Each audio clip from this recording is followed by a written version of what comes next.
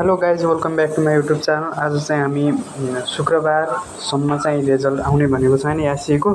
So result कसरी check गर्ने भन्दाखेरि फर्स्टमा चाहिँ यहाँ गुगलमा जाने, गुगलमा गएर चाहिँ एन्ड यस्तरी यो एससी नेट net.ntc.np 2078 अब अहिलेको 79 को होइन 79 भनेर यसरी लेख्ने, यहाँ 79 भनेर यसरी लेख्ने। तर हामी 78 को हेर्नेछौँ होइन, 79 को त आएको छैन होइन। कसरी चेक गर्ने भन्दाखेरि यहाँनिर सेकेन्ड नम्बरमा चाहिँ नेपाल टेलिकम se.ntc.nt.np यहाँनिर यस्तो छ होइन रिजल्ट, एससी रिजल्ट भनेर चाहिँ यहाँनिर क्लिक गर्ने सेकेन्डमा। त्यसपछि गएर हामीले यहाँनिर चाहिँ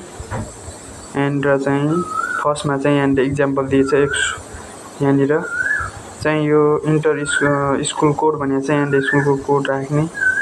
अनि यहाँनिर चाहिँ सिम्बल नम्बर तपाईँको यस्तरी सिम्बल नम्बर राख्ने होइन।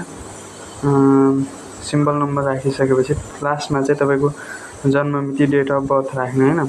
त्यसपछि यहाँनिर सबमिट गरिदिने, यसरी सबमिट गर्ने अनि अझ हुन्न होइन।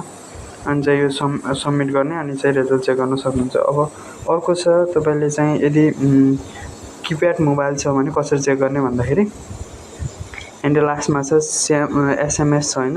एसएमएसमा चाहिँ यासी स्पेस अनि सिम्बल नम्बर राख्ने होइन। अनि चाहिँ 1600मा सेन्ड गरिदिने। अनि तपाईँको के हुन्छ, कति पर्सेन्ट आयो भनेर यसले ट्याक्क भनिदिन्छ।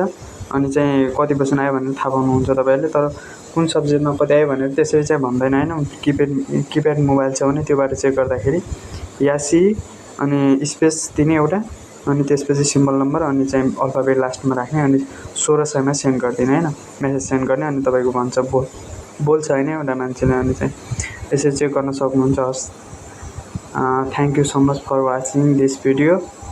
So best of luck all of you SC स्टुडेन्टहरू ल।